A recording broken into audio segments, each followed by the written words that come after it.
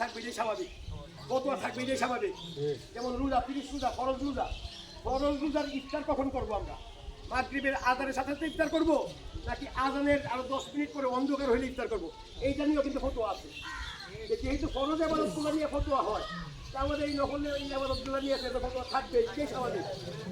আর এটা ফতোয়া থাকা যায় স্বাভাবিক এই কারণেই, নবীজি উফাতের 49 বছর পরে কারবালার ঘটনা ঘটেছে। সেইটা নিয়ে কুরআন হাদিসে স্পষ্ট প্রমাণ নাই, কিন্তু ইশারার ইঙ্গিত রয়েছে। আমরা এইগুলা অনেকে করি না, জানি না, জানার চেষ্টা করি না। অনেকটা জানলেও ভয়ে প্রকাশ করি না। কারণ হলো আমরা আহলে বাইতের সম্মান কথা বলতে গেলে, এই কথা বলতে গেলে আমাদের উপরে শিয়া অপবাদ দেওয়া হয়, বেদাতি বলে গালি দেওয়া হয়। এই কারণে অনেক হুজুররাই সত্যটা গোপন রাখে, তাদের দাওয়াত কমে যায়। তাদের দাওয়াত কমে যায়, শিয়া বলে তাদেরকে দাওয়াত বাদ দিয়ে দেয়। অত শিয়া অর্থটাই কি, এটা আমরা অনেকে জানি। শিয়া শাব্দিক অর্থ হচ্ছে অনুসরণকারী, অনুসারী। আমি আল্লাহ শিয়া, আল্লাহর অনুসরণকারী। আমি রাসূলের শিয়া, আমি রাসূলের অনুসরণকারী। আমি আহলে বাইতের শিয়া, আহলে বাইতের অনুসরণকারী। আমি আব্দুল হামিদের শিয়া, আব্দুল হামিদের অনুসরণকারী। শিয়া শব্দ হচ্ছে অনুসরণকারী।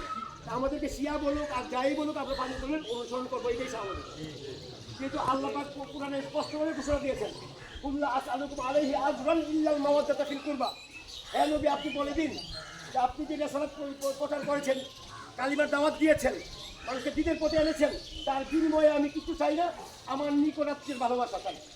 নিকটাত্মীয় বলতে কাদেরকে বোঝানো হয়েছে?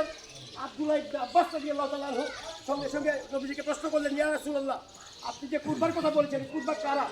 নবীজি বলেছেন, আলী, ফাতেমা এবং হাসান, হুসাইন। সুবহানাল্লাহ। এমন বুড়ি বুড়ি হাদিস রয়েছে, বুড়ি বুড়ি হাদিস রয়েছে। হাদিস কুরআন যদি আল্লাহ আমাকে হেদায়েত না করেন, হেদায়েতের মানে একমাত্র আল্লাহ। আল্লাহ যদি কাউকে হেদায়েত না করেন, আপনি আমি কুরআন হাদিস বুঝে দিয়েও কাউকে হেদায়েত করতে পারবো না। কাউকে সিরাতাল মুস্তাকিমের রাস্তায় আমরা আনতে পারবো না। একটা জিনিস মনে রাখতে হবে যে আহলে বাইতের উপর দুরূদ না পড়লে আপনার ফরজ নামাজ হয় না। নামাজের মধ্যে নবী এবং আলে নবীর উপর দুরূদ না পড়লে আপনার নামাজ হবে না। তাহলে এইটাতে বোঝা যায় তাদের গুরুত্ব কতটুকু। আমাদের ইমাম শাফি রাহমাতুল্লাহ আলাইহি, 4 মাযহাবের এক ইমাম, উনি বলেছেন, এ আহলে বাইত রাসূল, তোমাদের আর কোনো দলিলের দরকার নাই, তোমাদের আর কোনো প্রমাণের দরকার নাই। যেহেতু আমার ফরজ নামাজ তোমার উপর দুরূদ না পড়লে কবুল হয় না, এর চেয়ে বড় দলিল হইতে পারে না। সুবহানাল্লাহ। খারিজি বলুক, রাফিজি বলুক, শিয়া বলুক, আমি আহলে বাইতের দামান ধরেছি, সেই দামান আর ছাড়বো না। ইমাম শাফি কথা বলেছেন। ইমাম আবু হানিফার এক বংশধর ইমাম মাযদার সাহিবানী, উনি মুহররমের 10 তারিখ 10 দিন এবং রবিউল আউয়ালের 12 দিন উনি কোনোদিন নতুন কাপড় চোপড় পরতেন না। উনি নিজে শরবত বানিয়ে মাটির কলসিতে কাঁধে করে নিয়ে তাদের বাড়ি গিয়ে শরবত দিলেছেন ইফতারের সময়। ইমাম মাযদার সাহিবানী, উনি আমাদের আহলে হানাফি মাযহাবের বড় একজন ইমাম। উনার মতো লোক যদি সাধারণ কাপড় পরে এবং উনি মাটিতে শয়ন করতেন, উনি মাটি শয়ন করতেন, এমনভাবে কান্নাকাটি করতেন যে কারবালার ঘটনাগুলো উনার চোখের সামনে করেছে।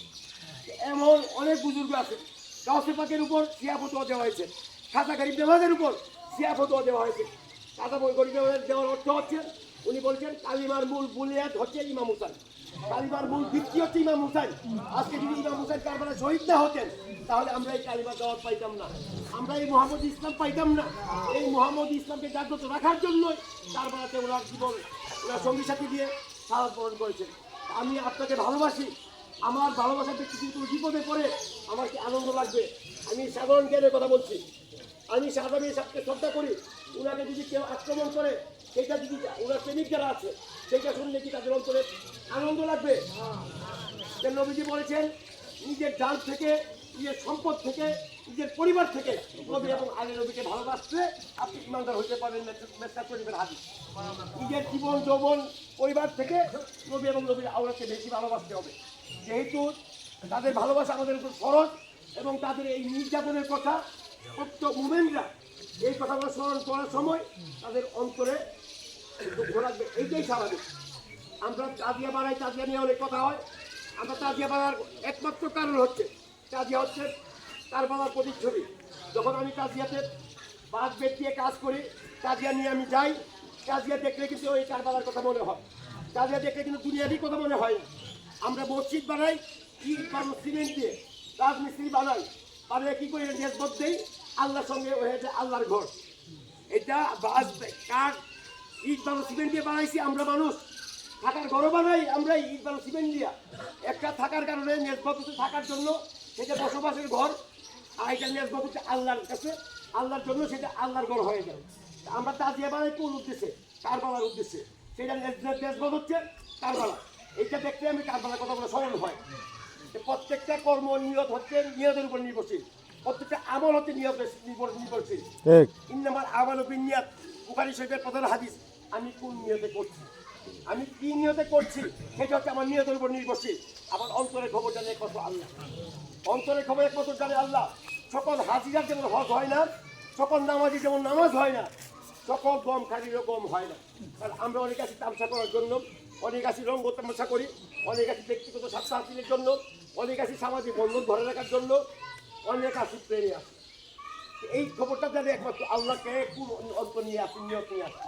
আমি যেই নিয়তে আসি, যেই কর্ম করি, সেই ফলটা আমি পাবো, সেই ফলটা আমি পাবো। তা আমরা সময় অনেক হয়ে গেছে, আমাদের যে মূল আলোচনা, সেই মূল আলোচনা করা আপনারা করবেন। আপনারা যে সিদ্ধান্ত দেন, আমরা হাবলি বাড়ির পক্ষ থেকে আমরা এগুলো মাথা ব্যথা নেব, কিন্তু সিদ্ধান্ত যদি করা হয় আমাদের এই পাঁচ গ্রামের পক্ষ থেকে, আমাদের বাকি সময়টা কীভাবে চলা, কীভাবে করা। আরেকটা মনে থাকলে আরেকটা কথা বলি, আমাদের এরপরই মহরমের পরে আছে বাইশা মহরম। তো বাইশা মহরমের মধ্যে মধ্যগ্রাম থেকে জিয়ারত করতে মিছিল সহকারে আসেন, আমাদের আলমদিঘি পাঠিয়ে জিয়ারত করবে মিছিল সহ আছে, শান্তিনগর দিঘি পাঠিয়ে মিছিল সহ জিয়ারত করতে আসে। কিন্তু ইদানিং লোকের সঙ্গে এত বৃদ্ধি পেয়েছে, বিদেশি লোকদের জায়গা দেওয়া যায়। আচ্ছা, আমি অনুরোধ রাখবো এই বাংলাদেশের পরিবারের পক্ষ থেকে আমাদের অস্ত্রগ্রামে স্থানীয়ভাবে যাতে কোনো মিছিল না করা হয়, স্থানীয়ভাবে যেন কোনো মিছিল না করা হয়। কারণ আমরা তো দর্জিত করি, আর বিদেশিরা বিভিন্ন যে ডিস্ট্রিক্ট থেকে কষ্ট করে আসে, তারা যদি একটা রাত শান্তি মধ্যে করে দিতে পারে, এটা আমাদের একটা শান্তি। এবং আমি অনুরোধ রাখবো বাংলাদেশের পরিবারের পক্ষ থেকে অস্ত্রগ্রামে আমরা ব্যক্তিগতভাবে জিয়ারত করি, তবে মিছিল সহকারে না আসে, এই অনুরোধ আমি রাখবো। এখন বাকি বিস্তারিত আলোচনা করবেন আমাদের এই বাসগেলার আছে, তারা সিদ্ধান্ত দিবেন, সেই সিদ্ধান্তগুলো আমরা পালন করবো। আসসালামু আলাইকুম।